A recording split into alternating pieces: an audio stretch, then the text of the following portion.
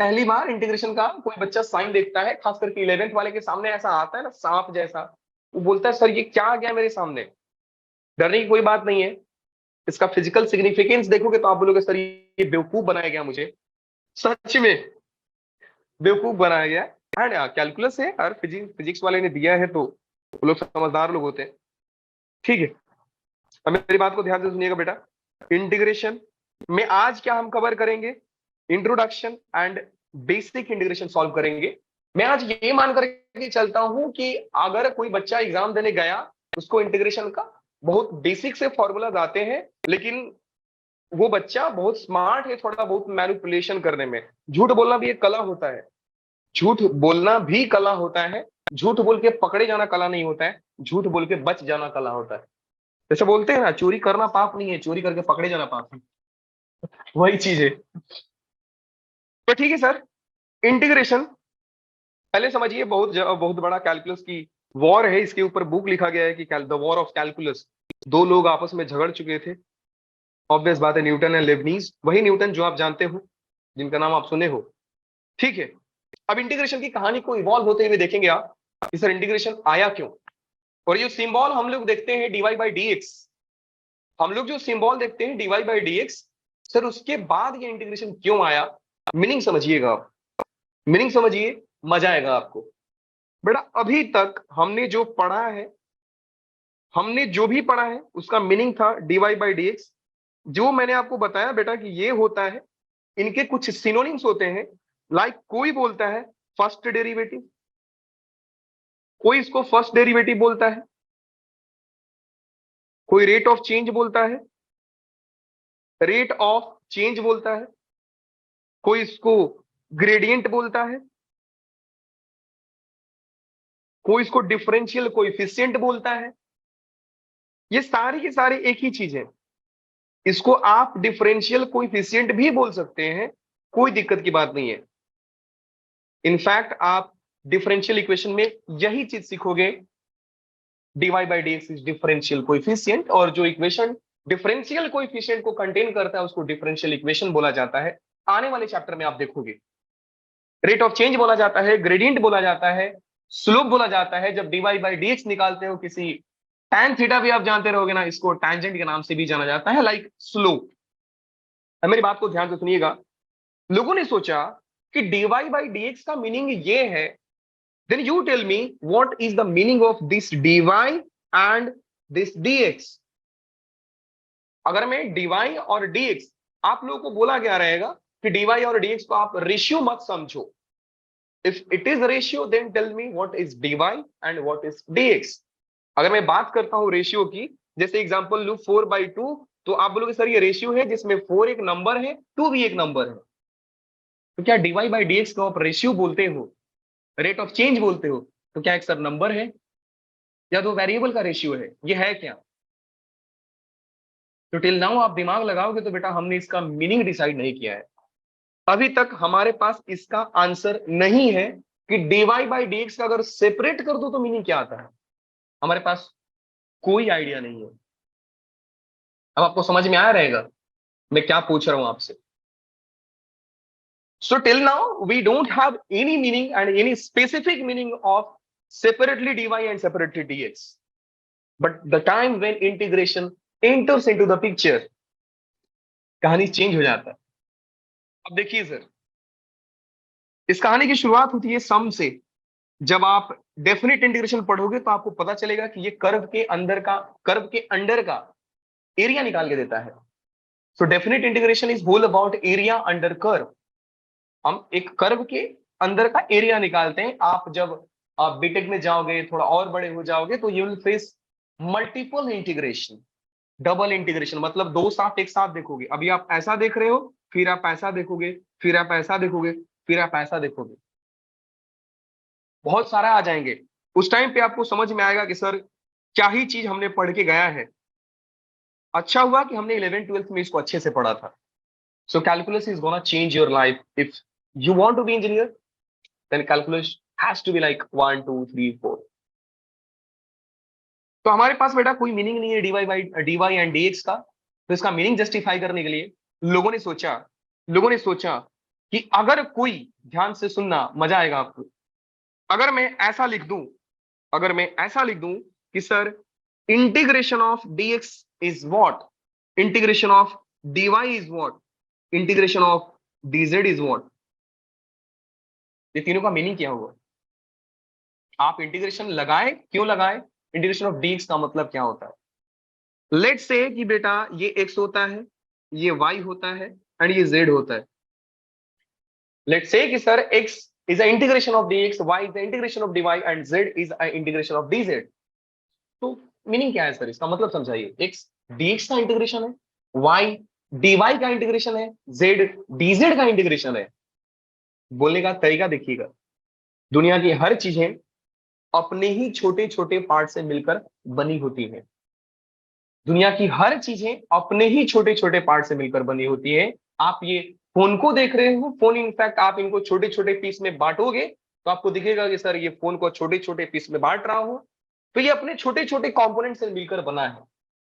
So anything in the world, anything in this world is made up of little little part of itself. आप कुछ भी ले लो, you can consider yourself, your body is made up of little little part of yourself, that is your sales.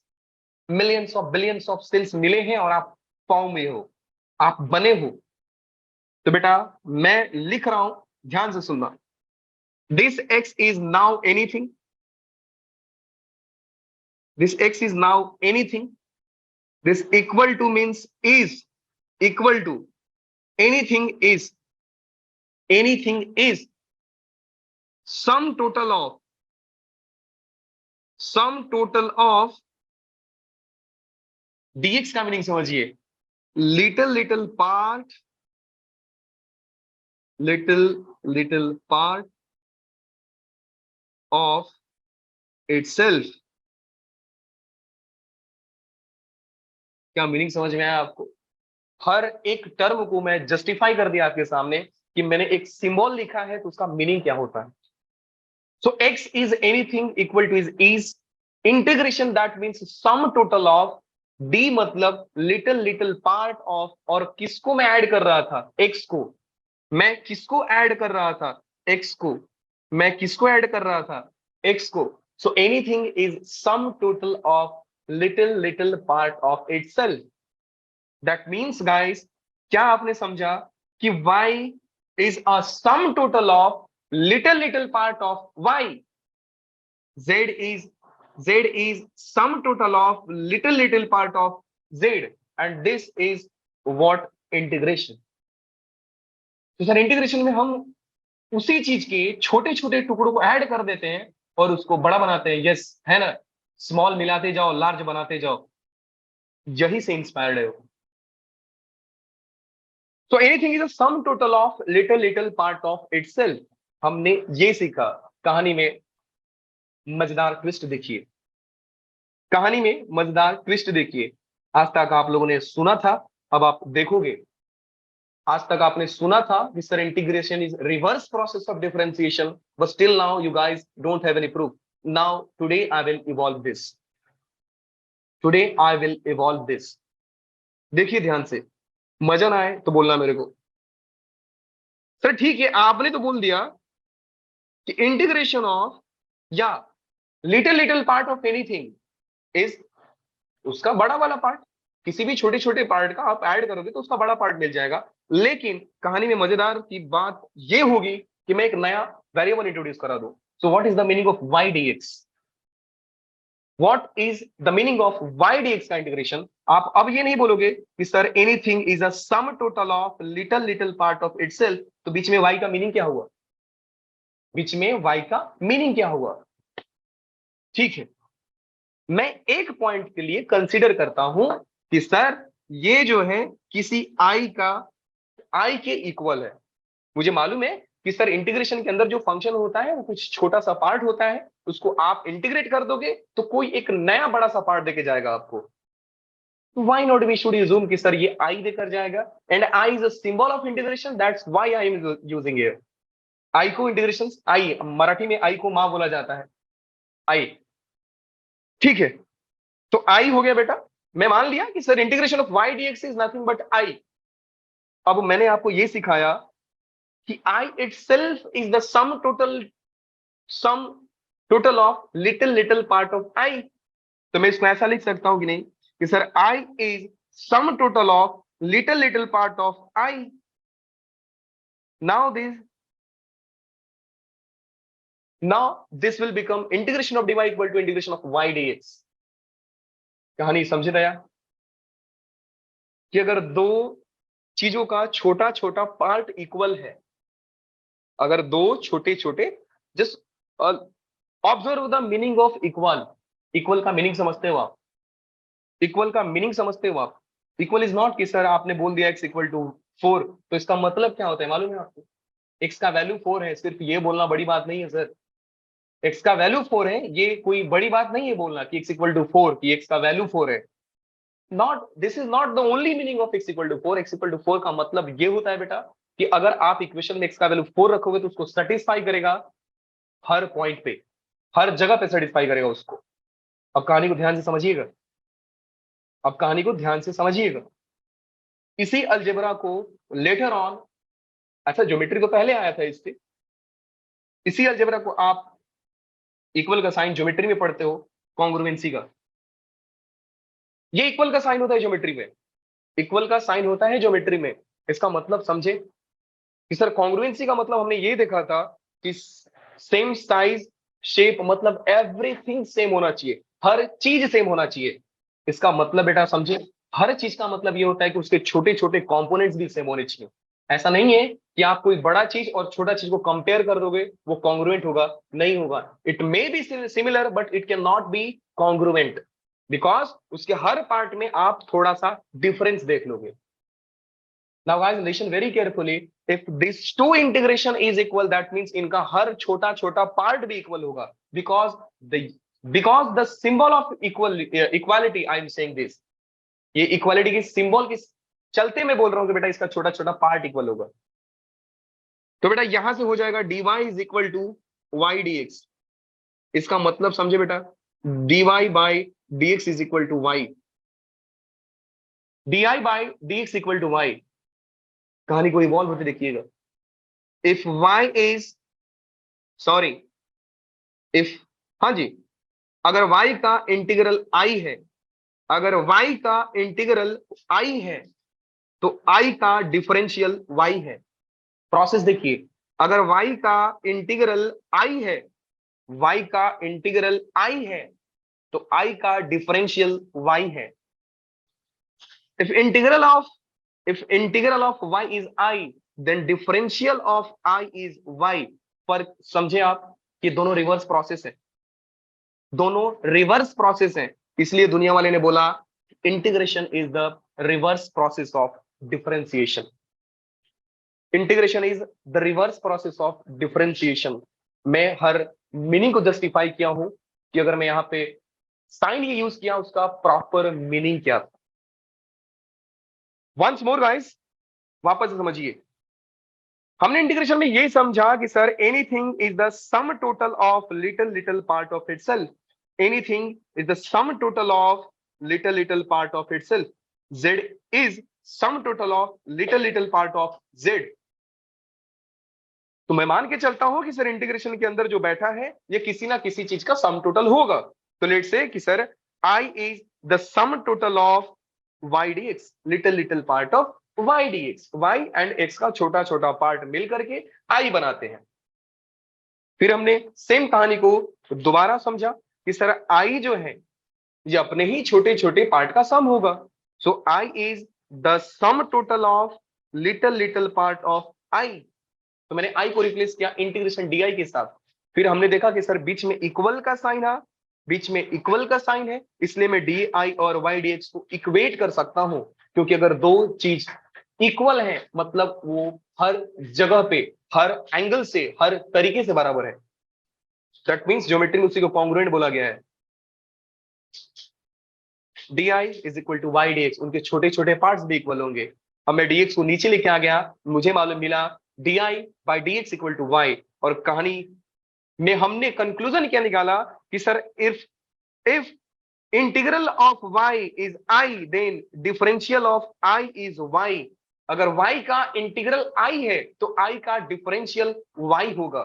इसका मतलब समझे आप, इसका मतलब समझे आप सर, कि अगर अगर differential of sine is cos, then integral of cos x will be sine, then integral of cos x will be sine. Now this time I told you what is the meaning of separate dy and separate dx. अब मैं आपको बता दिया कि इसका meaning क्या है, separate meaning क्या है। Differential of sine, differential of sine is the integral of cos with respect to dx. बेटा समझ में आया? Give Thums up. बोलो यार, इतना प्यारा चीज पढ़ा रहा हूं आपको जो आप कई सालों की मेहनत के बाद समझोगे। आपने सिर्फ समझा है, आपने सिर्फ देखा है, और आज आपने प्रैक्टिकली प्रूफ देख लिया उसका। बड़ा मजा आया तो बोलिए ये सुन दो।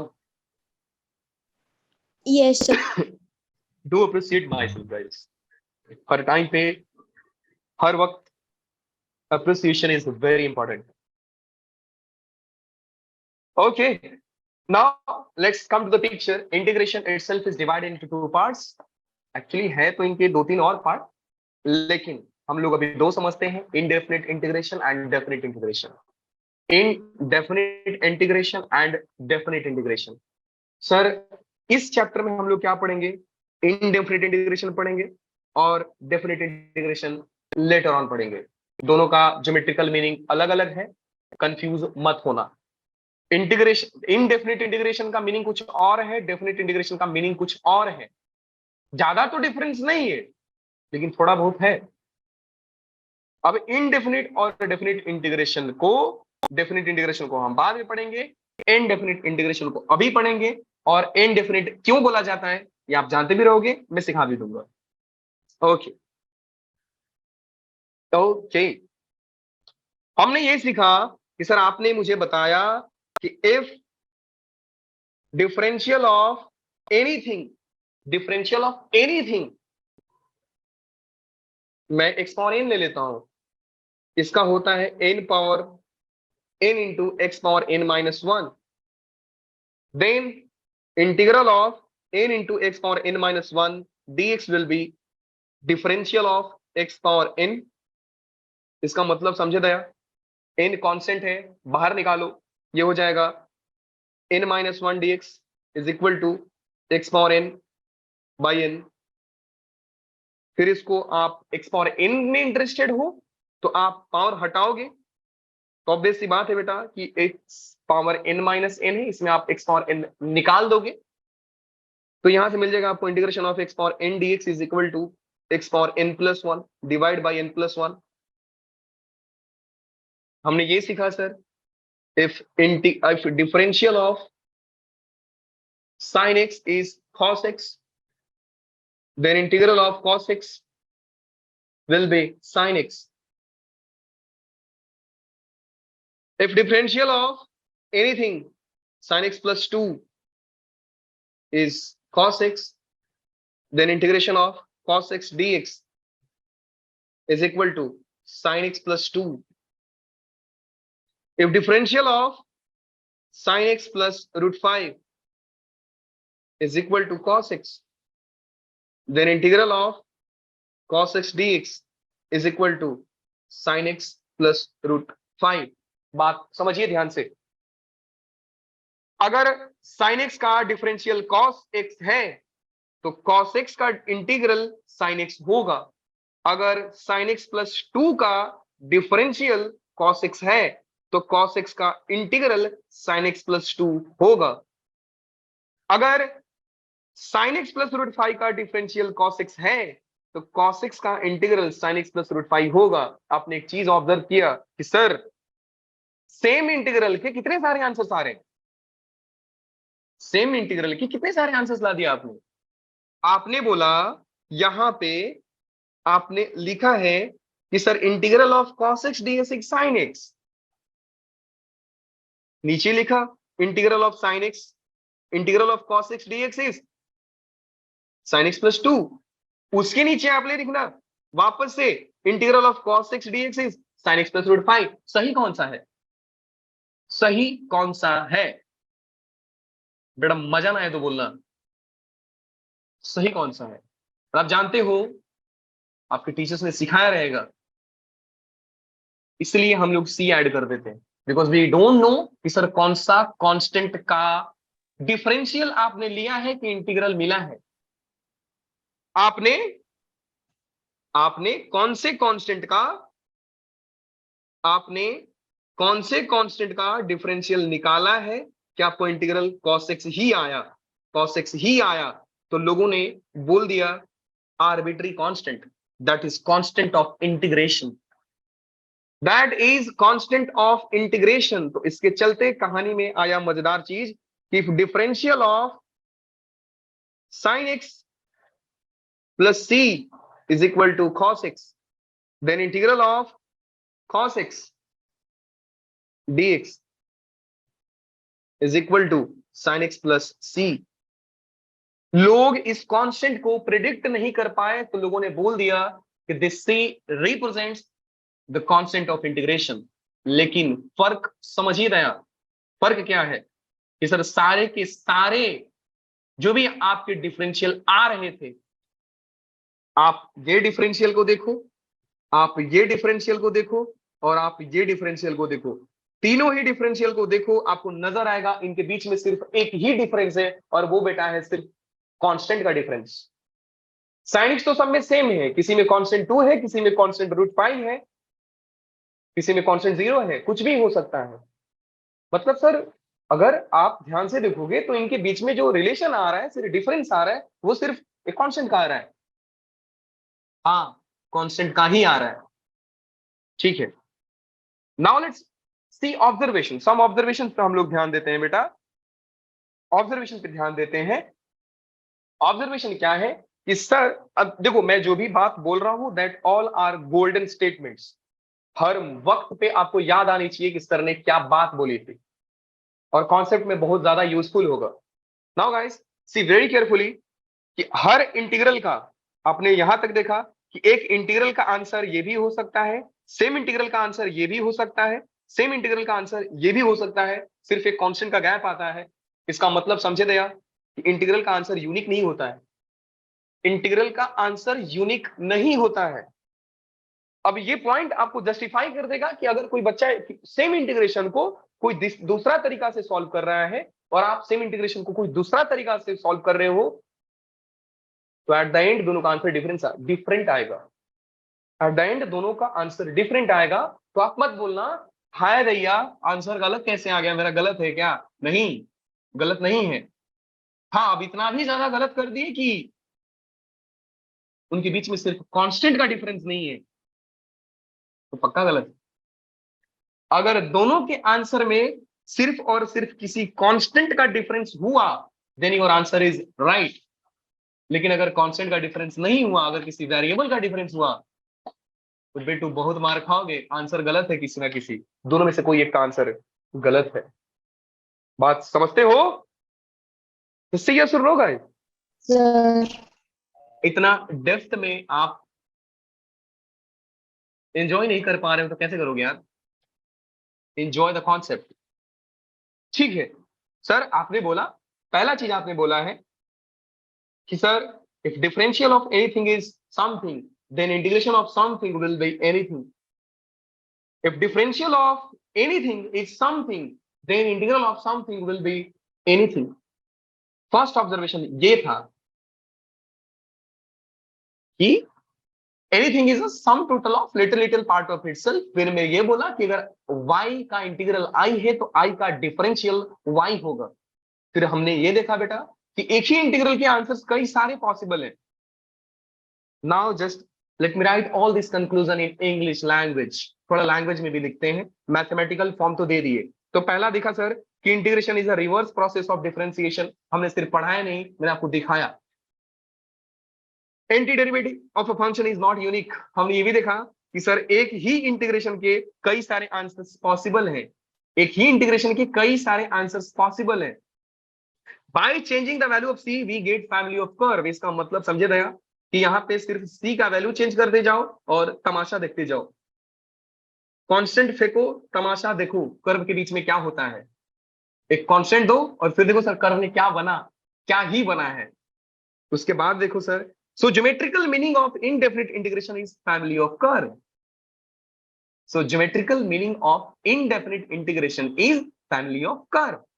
सिर्फ और सिर्फ कर्व है, फैमिली ऑफ कर्व। एक कर्व के फैमिली को इनडेफिनिट इंटीग्रेशन बोला जाता है। उस फैमिली ऑफ कर्व का जिस दिन आप एरिया निकालने लगते हैं वो डेफिनिट इंटीग्रेशन में आ जाता है। एप्लीकेशन ऑफ डेफिनिट इंटीग्रेशन बोलते हैं, application of integration. Area under curve आएगा आपको पढ़ने को। Now let's come to the second first theorem guys. If g of x and h of x are two anti derivative, मतलब समझे दया कि अगर आप एक ही फंक्शन के दो दो इंटीग्रल आंसर ला रहे हो तो उनके बीच का जो डिफरेंस होगा वो सिर्फ और सिर्फ एक कांस्टेंट का ही होता है। अगर आप एक ही फंक्शन के एंटी डेरिवेटिव को अलग अलग आंसर ला रहे हो, आप एक ही फंक्शन के एंटी डेरिवेटिव का अलग अलग आंसर ला रहे हो, अगर आप एक ही फंक्शन के एंटी डेरिवेटिव का अलग अलग आंसर ला रहे हो तो अलग अलग आंसर के बीच में सिर्फ एक कांस्टेंट का डिफरेंस होता है। ये आपने बोला, आपने दिखाया। Now let's generalize this as a theorem. क्यों ना सर हम इसको जनरलाइज कर दें कि आप मुझे प्रूफ करके दिखाओ कि सर अगर एक ही फंक्शन के दो एंटी डेरिवेटिव आ रहे हैं तो उनके बीच में सिर्फ कांस्टेंट का डिफरेंस होगा। आपने तो बोला कि सर यूनिक होता है, मतलब आंसर दोनों ही बच्चे का सही आएगा अगर वो अलग अलग तरीका से किया है तो भी। अगर वो अलग अलग तरीका से किया है तो दोनों आंसर सही आएगा। सर हम नहीं मानते हैं, आप मुझे दिखाओ। हम नहीं मानते हैं सर, आप मुझे प्रूफ करके दिखाओ कि हम दोनों ही सही हैं। चलिए बेटा सुनिए, ये थ्योरम का भी कहानी सुनते हैं। लेट्स से कि सर एफ ऑफ एक्स का anti derivative means integral of F of x. Just listen and read the statement. Question is if anti derivative of F of x dx is g of x, we know कि sir अगर किसी चीज का integral कोई चीज है तो उस चीज का डिफरेंशियल वो चीज होगा। नहीं समझे sir, integral of anything is something, then differential of something is anything. इसका मतलब समझे दया कि differential of something will be f of x. लेकिन कहानी में मजेदार ट्विस्ट ये कि सर एक नहीं, यहाँ पे दो दो बैठे हैं। Integral of F of x dx सिर्फ एक ही आंसर नहीं है सर, g ऑफ एक्स भी इसका एंटी डेरिवेटिव था और h ऑफ एक्स भी इसका एंटी डेरिवेटिव था। फिर से वही कहानी आती है कि सर अगर f ऑफ एक्स का इंटीग्रल h ऑफ एक्स है तो h ऑफ एक्स का डिफरेंशियल f ऑफ एक्स होगा। Then sir h of x का डिफरेंशियल f ऑफ एक्स होगा। इसका मतलब समझे दया, दोनों के डिफरेंस का बात किया जा रहा है तो सर एक काम करो ना, दोनों का डिफरेंस निकाल दो तो आपको मिलेगा बेटा कि दोनों ही इक्वेशन को अगर मैं सब्ट्रैक्ट करता हूं तो मिल जाएगा g dash x minus h dash x equal to 0।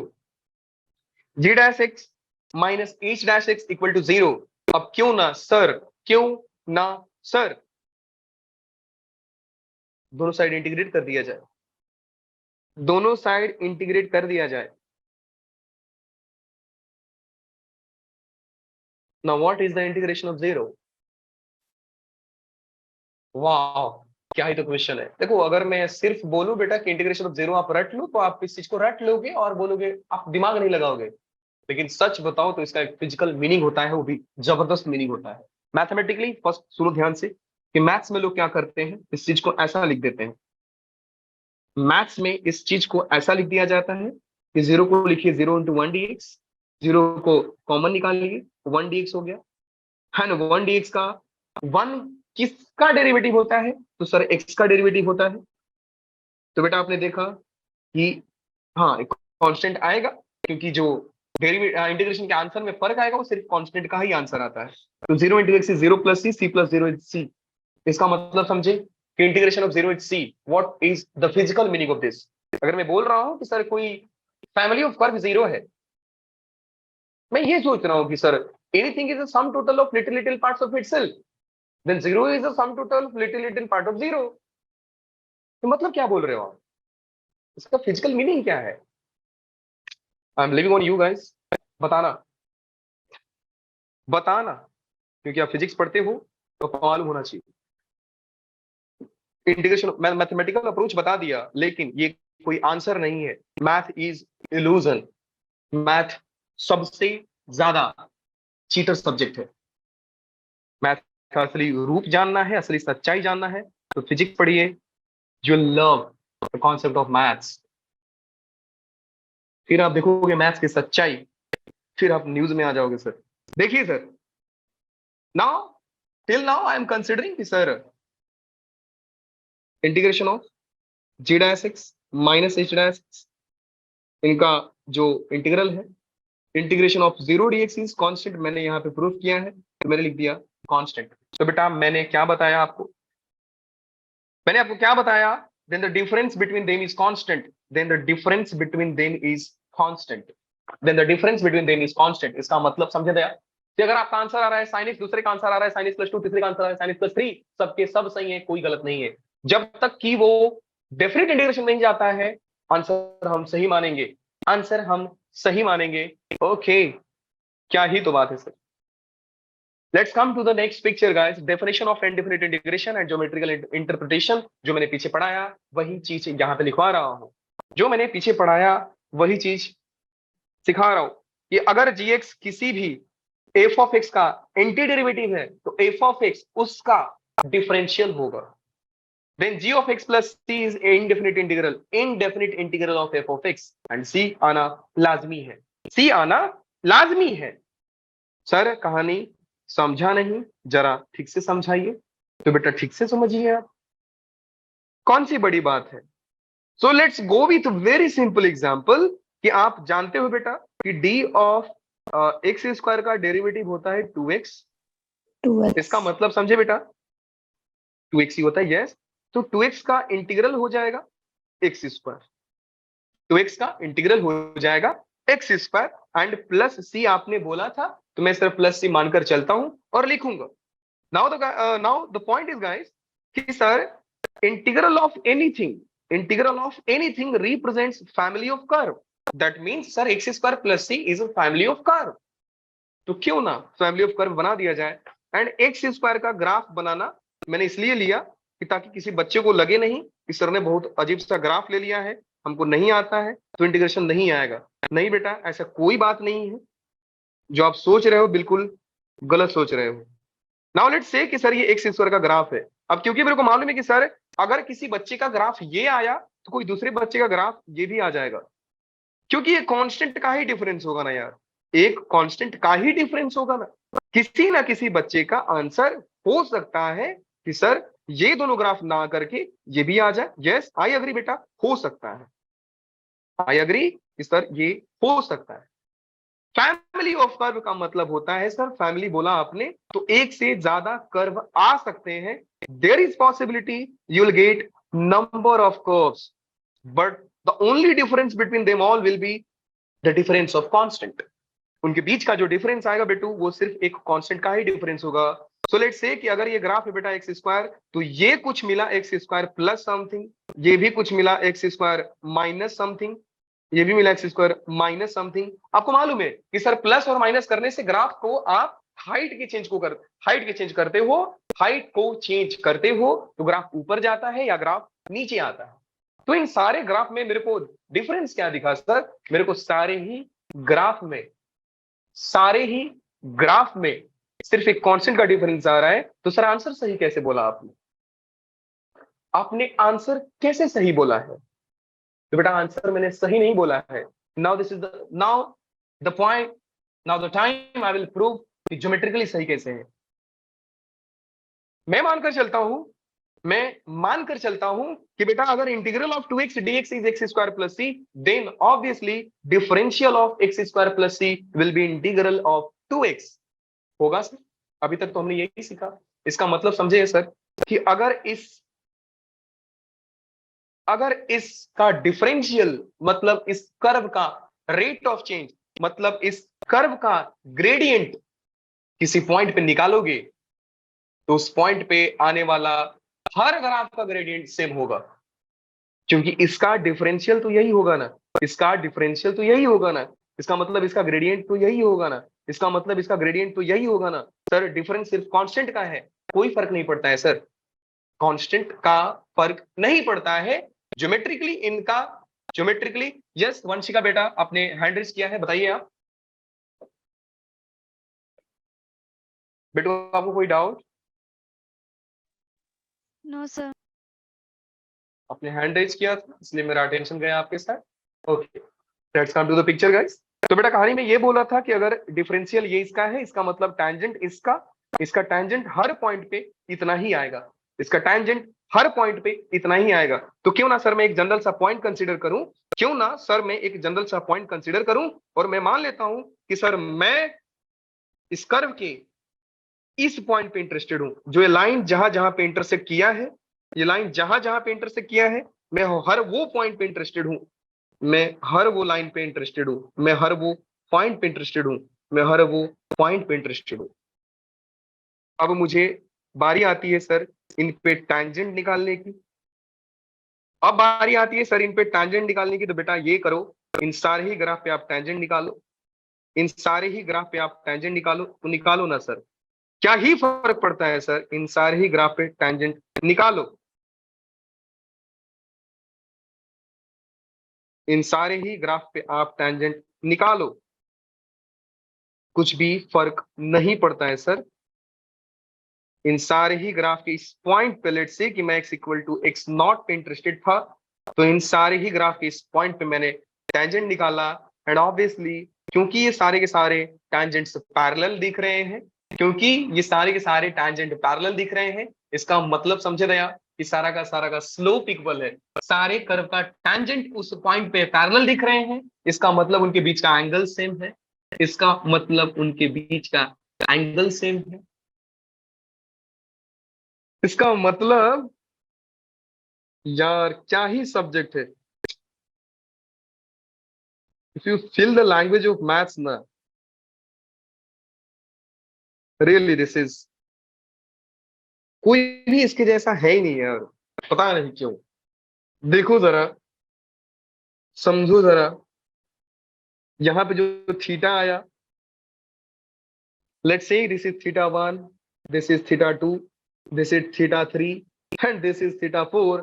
मेरा ग्राफ भी इतना परफेक्ट बना भगवान की दया से कि सारे ही सारे थीटा आपको इक्वल दिख रहे होंगे, सारे के सारे थीटा आपको इक्वल दिख रहे होंगे।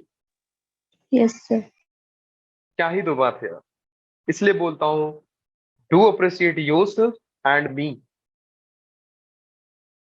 मजा लीजिए।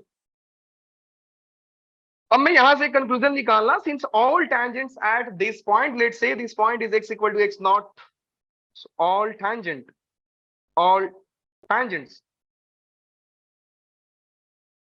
at point x equal to x naught are same, then geometrically we can say, then geometrically we can say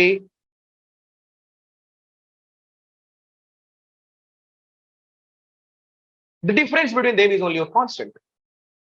Difference between curve is only of some constants. इस कर्व्स के बीच में जो डिफरेंस आ रहा है, कोई कर्व ऊपर है कोई कर्व नीचे है, कोई फर्क नहीं पड़ता सर। अगर मैं x equal to x not पे अगर मैं निकालने जाऊं टैंजेंट, सारे के सारे सेम आ जाएंगे। बेटा बात समझ में आई कि नहीं आई? बोलिए यस और नो, बोलो यार। Yes sir. आप इमेजिन कर सकते थे यस सर। सर इंटीग्रेशन का असली रूप ये होता है, इंटीग्रेशन का असली रूप ये होता है। कोई ना, अभी तो शुरुआत है कहानी की, उड़ाने अभी और भी बाकी हैं। सुनिए, let's come to the picture guys. If integral of f of x dx denotes family of curves, each following some common property such that at particular point x equal to x naught, the slope of tangent is same for each member of family.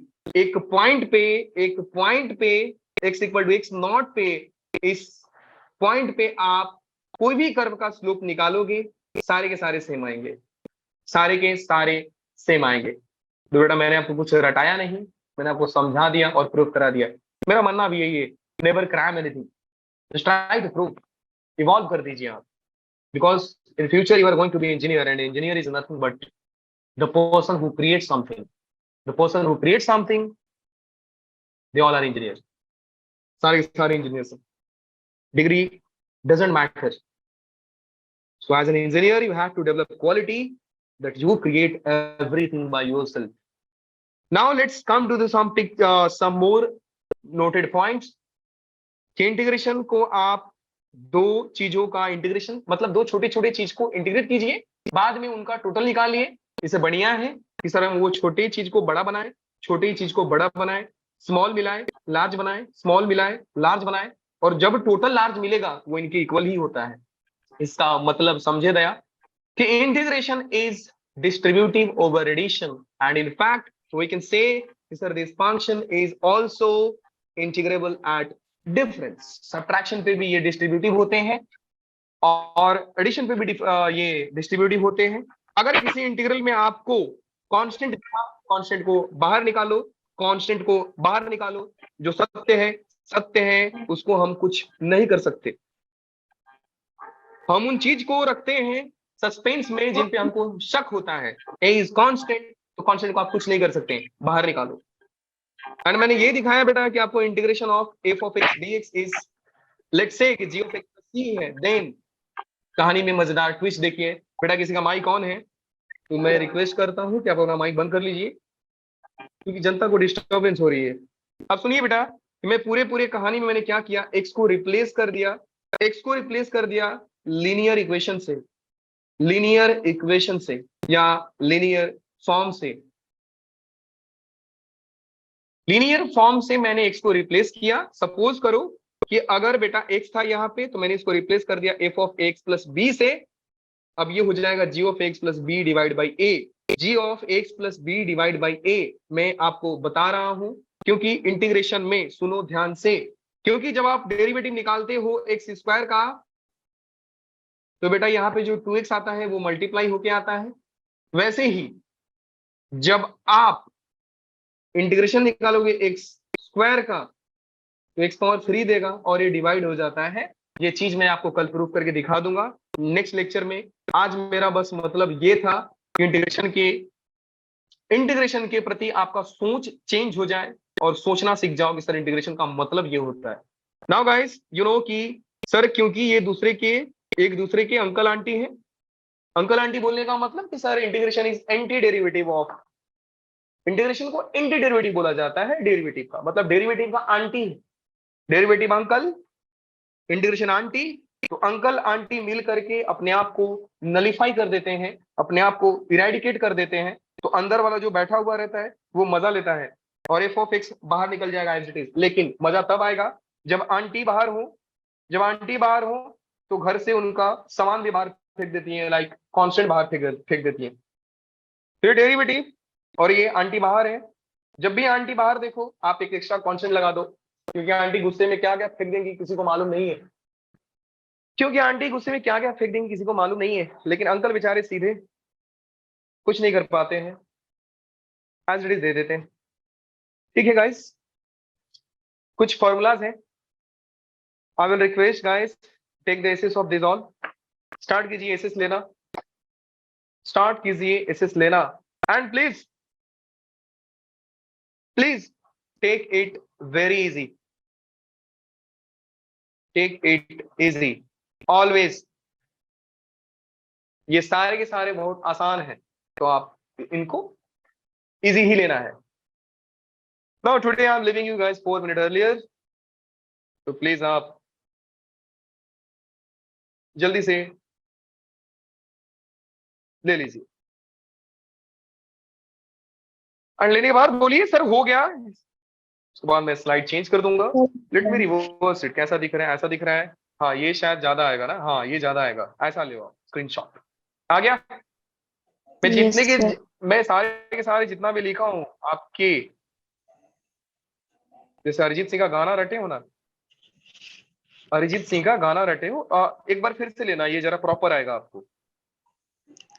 जैसे आपने अरिजीत सिंह का गाना रटा है, lyrics जैसा इसको याद रखना है। हो गया? Yes, sir. Perfect. Only 3 are remaining, so इसको ले लीजिए और प्लीज इसको एक बढ़िया से दीवार पे चिपका दीजिए कि हर घड़ी, हर सपने में, हर वक्त आपको नजर आए ये, हर वक्त नजर आए।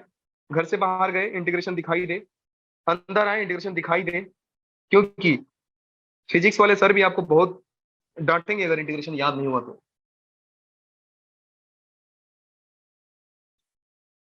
बेटा हो गया? कल हम लोग सीखेंगे इंटीग्रेशन का अप्रोच क्या होना चाहिए, एंड बहुत सारे सम्स सिखाऊंगा आपको। एंड ऑब्वियसली मैंने आपको पहले बोल दिया है कि मैं इसको बोर्ड लेवल से ले जा करके ऊपर लेवल तक लेके जाऊंगा, तो डरना नहीं, साथ साथ आपका सब हो जाएगा। Okay okay.